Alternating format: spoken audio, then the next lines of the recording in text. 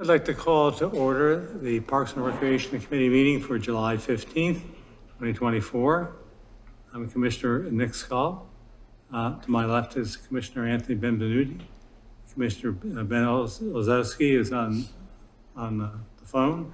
Katie Kohler, our Director of Parks and Recreation. Sean Kilkenny, our attorney. And John Bates, our Assistant Township Manager. Any announcements or presentations? There are none. All right. Approval of the minutes? Okay, pass those forward. And we'll jump right down to the monthly report of Parks and Recreation. Thank you, Commissioner. Sure. I just wanted to highlight a few things that we've been working on the month of June, which is a super busy month in the world of Parks and Recreation.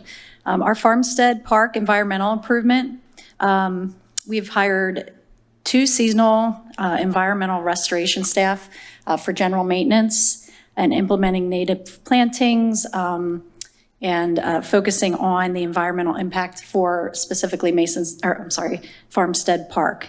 Their efforts are to include promoting the new vegetation growth at the Park's Grove and planning and maintaining a community garden. We're excited about that. Our parks maintenance notable events for June. Our team participated in a ball field maintenance training workshop on June 20th. We refurbished the pergola at Mason's Mill Park. That had some repairs that were much needed. And we removed the dead trees from Farmstead Park in the parking area to prepare for the lot to be paved, which also has been completed. The first coat has been completed by our Public Works team. Additionally, we helped the Farmstead Alliance because they were hosting their inaugural event called Farmstead on Tap. That was June 2nd. We supported this event by sending a few staff members. We prepared the park. There were 80 attendees at this event. It was a great evening and a good fundraiser for them, as I understand. And finally, our admin staff. We've been hustling to coordinate and launch our 2024 Supervised Playground Program. That began on June 17th. We have 312 youngsters registered for this program, and it's been going fairly smoothly. Right. It's a great program for our community residents, and our staff is wonderful. Our trainings include our staff orientation, and most of them also partook in the CPR and first aid training. And they're out there day in and day out, making sure this program lives up to its reputation. If you have any other questions on the monthly report, I'd be happy to answer them.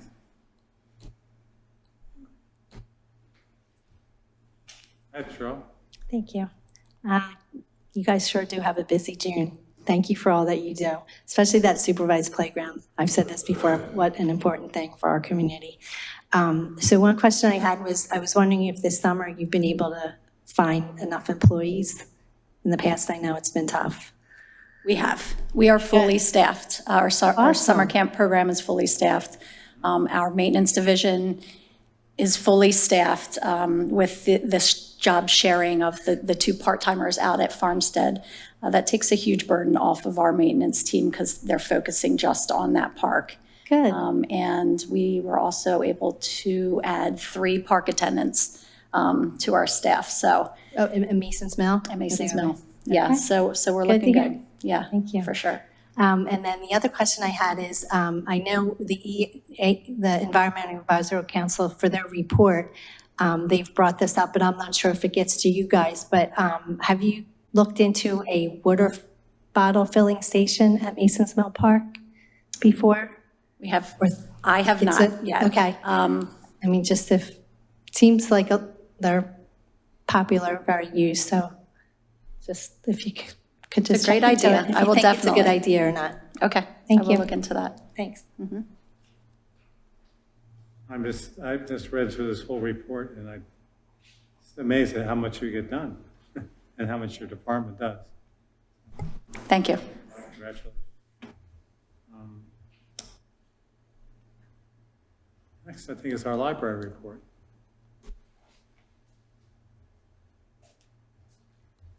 Good evening.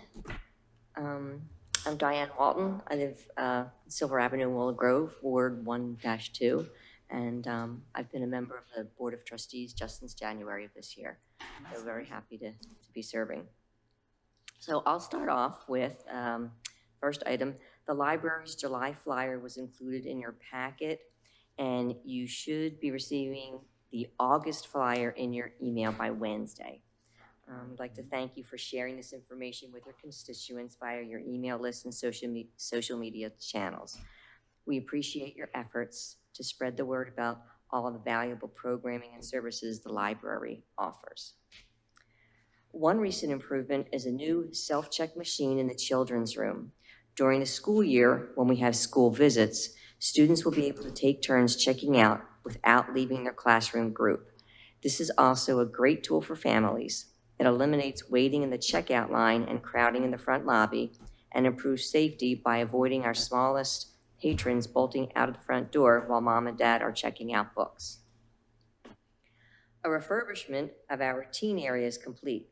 In addition to new wallpaper, signage, and furnishings, we've doubled the shelving for our teen graphic novels. Thank you to our teen advisory group for their work, choosing decor and furniture for the space that is more fun and comfortable, and to the Friends of Upper Moreland Free Public Library for financially supporting these improvements. In addition, the library is hosting monthly meet and greets for anyone who is interested in learning more about the library and volunteer opportunities. There will be light refreshments, prizes for playing Library Jeopardy, and a chance to talk to the library director, board members, or Friends members about getting involved with the library. The upcoming dates are Tuesday, July 16th, Wednesday, August 21st, and Sunday, September 22nd. Tomorrow's meeting is from 6:30 to 7:30. We look forward to meeting with other community members on those dates. And the one last item, the Library Board of Trustees approved the library's new strategic plan for the 2024-2027 timeframe. A summary is posted on the library's website for anyone that's interested. And that's all I have. If anyone has any questions. Also, I can say I read through the monthly report. So much going on at the library. I also wanted to ask about the bird strike film. Did the township do anything about that? I do not. Kathy can help you. Thank you very much. Thank you, Commissioner Skull. Kathy Gilmore-Clough, Upper Moreland Library Director. So the library is working with volunteers from our EAC. We will be applying feather-friendly to the lower windows this Wednesday night. Oh, great. And then EAC is working with the township. I think Parks and Rec has a bucket truck, and they'll help us install feather-friendly on the upper windows this fall. Okay, great. I'm glad to hear that. Seemed like it was a big mystery the last time. How could we get it done? Anyway, very good.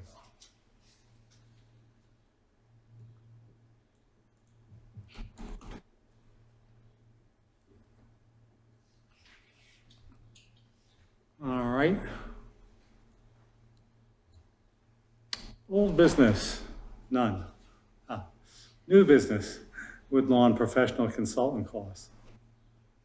Yes, Commissioners, I hope you had the opportunity to review the professional service proposal brought to us by Simone Collins and Gilmore. What this proposal states is that these two organizations anticipate preparing all of the construction and bid documents for this project. They're also going to provide the permit applications, assume design and documentations, and prepare the bid documents for phase 1 of this project. This has been outlined in the master plan that was actually developed by Simone Collins. We're very comfortable with both of these organizations, and we have the we have secured the funds for this, as outlined there. The cost for the services for the team of Simone Collins and Gilmore is about $246,780. There's funds that remain from previous bond issues that were dedicated to Woodlawn Park. And this totals the amount of $942,170. Additionally, the entire project, the Woodlawn Park redevelopment, is estimated to be about $3.7 million. This estimate includes professional services, construction, and a 10% contingency. Secured funding for this project totals about 2.7. An additional 1.5 was identified for the next bond issue, bringing the total potential available for this project to 4.9. I'd be happy to answer any questions that you may have. So in other words, if I read this right, the entire project, $3,800,000, and we have $4,217,000. So that seems good. I know there was when I first looked at this, a lot of questions. Oh, look at all this detail, a lot of detail of what they're going to do and what they have to do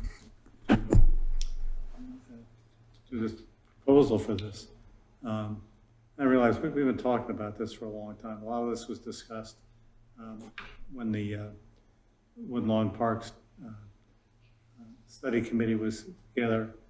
This is all about phase one, and I'm excited. The plan is to start in the fall with construction next spring.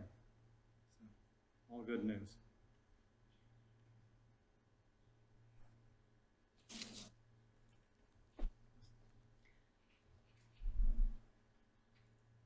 If there's no further questions, my recommendation would be to approve this proposal. Absolutely.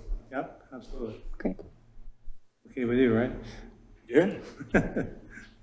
As I said, discussed at great length, and I'm glad we're finally getting to this point. We'll move that ahead to be approved at the August meeting. Yeah, that's good with me too. Great. Are there any other items other than we're going to cancel the August 19th meeting? Any visitor comments? Any commissioner comments? Hearing none, I adjourn the meeting.